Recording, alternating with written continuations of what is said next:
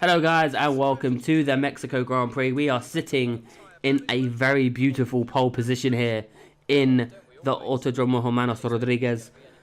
I'm so proud that I managed to remember that. But anyway, we are sat on pole position. We absolutely nailed the qualifying lap. There wasn't that much of a gap compared to me and Hamilton. I think it was literally like less than a tenth, if memory serves correctly. But Kimi isn't done that good. Kimi's a little bit further back. Considering the points difference to Vettel, it's going to be interesting to see how it works. But yeah, myself and Hamilton on the front row. Then on the second row we have Vettel and Kimi. So Kimi is behind his championship rival.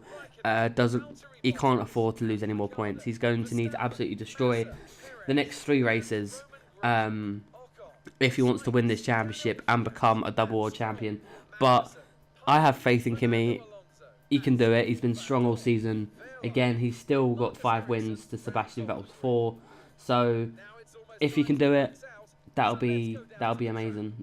He's actually got 5 wins instead of 4. But looking at my little piece of paper here, but nonetheless, we are ready for the lights to go out in Mexico. We are surrounded by F1 2017 logos, but we are underway and we get off to an alright start. First phase not so good, but the second phase is pretty solid. But we're going to squeeze Hamilton as he hasn't got that much of an advantage on us. So we're actually getting off to a lot better starts than we have had. At the beginning of the season, we were just getting overtaken by everyone at this point, and it was absolutely awful. We didn't like it, but we're going to take the lead into turn 1, turn 2, and turn 3. I'm going to hold this lead with Bottas in third. So Bottas has managed to jump both of the Ferraris at this point, and Vettel is still leading Kimi. So Kimi really needs to pull his finger out and do something if he wants to keep this championship alive for the following 2 races. We've got Hamilton now on the back of us. He's going to give us a little love tap. I'm not going to be happy. He'll throw up the hand. We're going to give him a little squeeze into turn 1.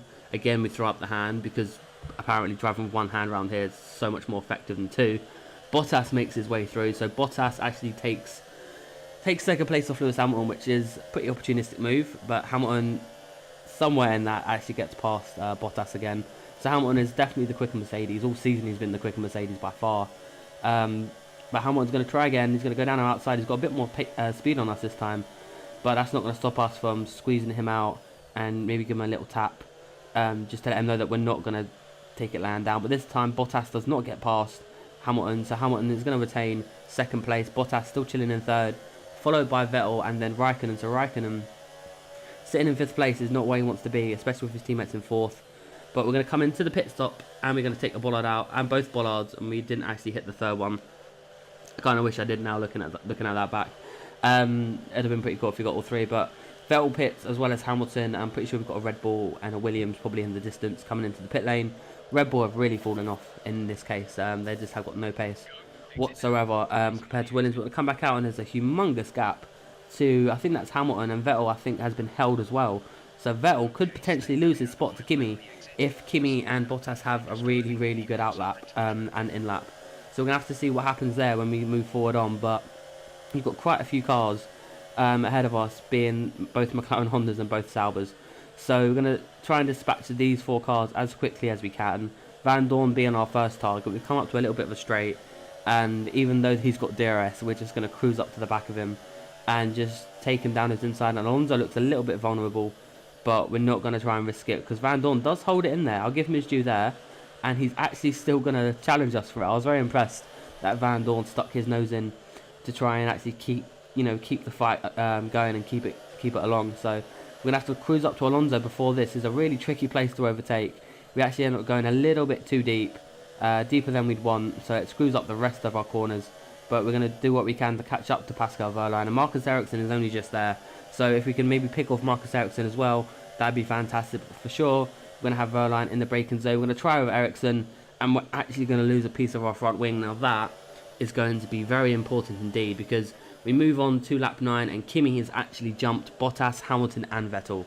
And like I said about the front wing being important, we have just got no downforce through right hand corners, let alone the left hand corners. So we're going side by side with Kimi, and all this time we're losing time to Bottas, to Hamilton and Vettel. So I'm thinking, right, I'm not winning the championship. There's no point me trying to battle these guys. I'm gonna let Kimi go.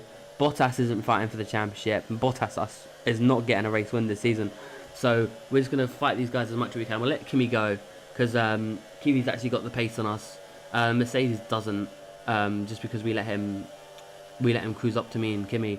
But Hamilton actually does try and go for a move. He brakes super late, but again, we're just going to muscle him out into turn 1. We're not sitting there and having that from Hamilton, but nothing really happened. I just picked up the pace a little bit, adjusted to the front wing, and actually just managed to just pull away from the Mercedes. And there you go, Kimi actually wins the Mexico Grand Prix. So Kimi now effectively has 6 race wins, which is the same as us. We both have 6 wins apiece. So we're tied on wins. We come home P2. Maybe could have won that, but it just wasn't worth the risk. And I didn't want to affect Kimi's championship too much. He wasn't fighting for it. Hamilton wasn't fighting for the championship, so I'll battle Hamilton. But yeah, Kimi makes some ground in the championship, and I'm pretty sure that Vettel finished P5. So Kimi gained around about, I think it was 15 points. So Kimi's definitely made some ground. I think the gap going into this race was 17. So I think there's around about 2-point difference, give or take.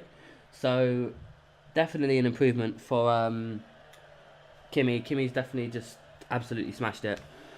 So luckily for Kimi, it's looking good so far. We've got 2 more races to go. We've got Brazil and Abu Dhabi. It's going to be an interesting race to see what kind of car will dominate there. I've got a feeling Mercedes will, but I wouldn't be surprised if Ferrari do pull out the bag. And hopefully we can continue this podium. And we've had a 3rd place, 2nd place. Usually it'd be 1st place next, but you never know what could happen in this race. But there's the gap. There's not a big gap at all. Only a handful of points between the 2 Ferrari drivers. But anyway, I want to see what happens in Brazil in the next video. Until then, guys, bye-bye.